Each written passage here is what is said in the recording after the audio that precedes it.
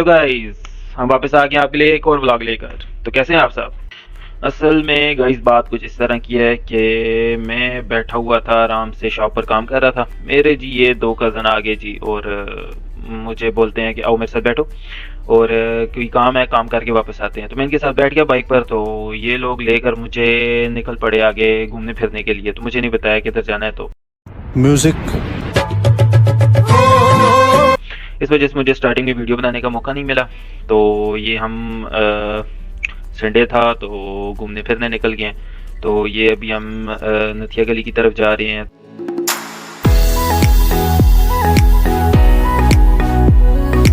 तो आप ये साइड पर व्यू भी देख सकते हैं, कितना प्यारा व्यू है। Wow, beautiful.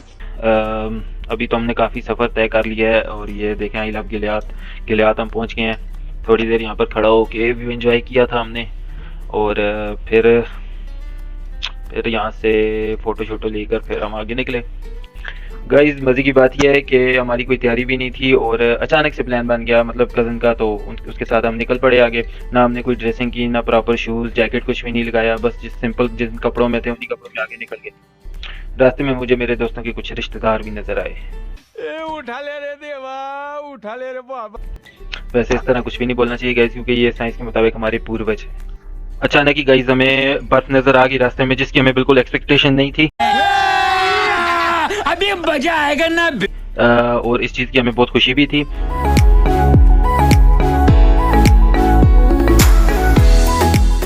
आखिर हम नथिया गली के बाज़ार पहुंच गए गाइस और यहाँ पे बाज़ार में काफ़ी रश भी लगी हुई थी।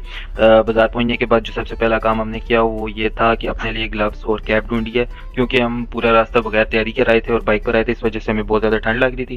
तो गाइस हमने फाइनली सबसे पहले ग्लव्स और कैप ली, लेकिन ग्लव्स के जो रेट थे वो आसमान को छू रहे थे। ये समझे कि जो हमारी सिटी में जो ग्लव्स 100-150 का मिल जाता है वो यहाँ पर 500-600 का मिल रहा था। जो हमारे पास खाने पीने के लिए जो हम पैसे जोड़ कर लाए थे वो हमने इधर लगा दिए ग्लव्स में। अब जो खाने पीने के लिए हमने पैसे रखे हुए थे वो तो अब हमने ग्लव्स में लगा दिए। तो इसलिए हमने सिर्फ 2-4 समोसे और जलेबी ले ली ताकि हमारा थोड़ा बहुत गुजारा चल जाए। तो हम इसी तरह आगे अपने रास्ते पर गामजन रहे। तो थोड़ी देर बाद ही हम अपनी मंजिल पे पहुंच गया। आखिर हमारा जो टारगेट था वो था मुशपुरी टॉप पे जाना। तो मुशपुरी हम तकरीबन पहुंच ही गए। में जो मेरे साथ दो मेरे प्यारे भाई मेरे कज़न आए हुए थे, इनको बहुत सख्त भूख लगी। तो इन्होंने पहले डिसाइड किया कि पहले कुछ पेट पूजा कर ली जाए, फिर उसके बाद बाकी का सफ़र इसके बाद कंटिन्यू करते हैं। तो पेट पूजा हमने कर ली, पेट शेट फुल कर लिए। तो अब हम जी अपनी हाइकिंग स्टार्ट कर दिया हमने। तो यहाँ पर ये थोड़ी देर बाद ही हमें कुछ माफिया के लोग भी दिखाई दिए। तभी हमें अपनी जान माल का खतरा भी महसूस हुआ और हमने अपनी हिफाजत के लिए टेंटों का बंदोबस्त भी कर लिया।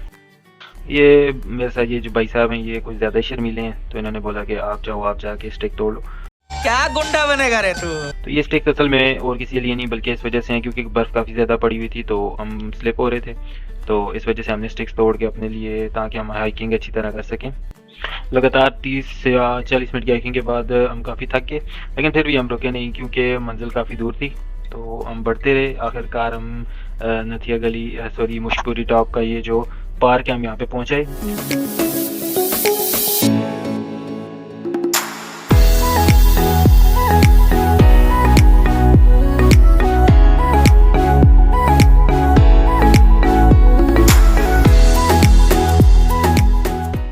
गाइज मेरा इरादा था कि आपको यहाँ पे लिपर्ड इधर पिंजरे में था लास्ट टाइम जब हम आए थे। तो मैंने सोचा कि आपको लिपर्ड दिखाऊं, लेकिन अफसोस के साथ बर्फबारी ज़्यादा होने की वजह से जितने भी जानवर थे यहाँ पर उनको शिफ्ट कर दिया कहीं और। बहुत बुरे लग रहे। तौबा तौबा तौबा, थारा मूड खराब कर दिया।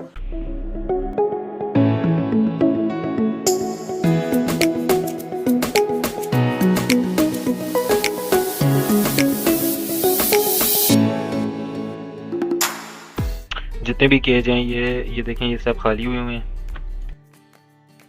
गाइज वैसे तो हमारा इरादा था कि मुशपुरी टॉप पर जाएं, जो कि तकरीबन 2 से 3 घंटे की हाइकिंग है और ऊपर का जो व्यू है वो बहुत अच्छा है। काश अगर हम ऊपर जा सकते तो हम आपको ऊपर का व्यू दिखाते, जो कि आपको बहुत पसंद आता। लेकिन अफसोस के साथ हैवी स्नोफॉल की वजह से ऊपर के रास्ते बंद हुए थे।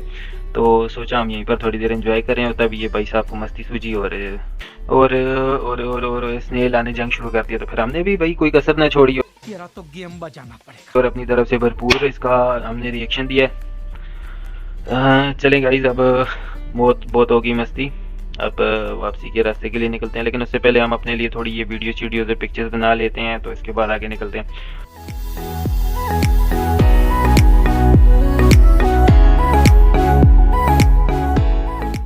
तो सोचा मैं भी थोड़ा आप लोगों को अपना चेहरा उसने जमाल दिखा दूं। तो ठीक है गाइज, अभी बस वापसी से 5-10 मिनट पहले यहाँ पर हैवी स्नोफॉल स्टार्ट हो गई थी। तो इतनी देर में पार्क वाले भाई साहब की भी आवाज़ आ गई कि पार्क बंद हो रहा है, तो जो भी अंदर मौजूद है वो वापस आ जाए, गेट पॉइंट पर पहुँचे। तो बस हमारे पास जो 10-20 मिनट थे मैक्सिमम, उसमें हमने जितना एंजॉय हो सका हमने किया।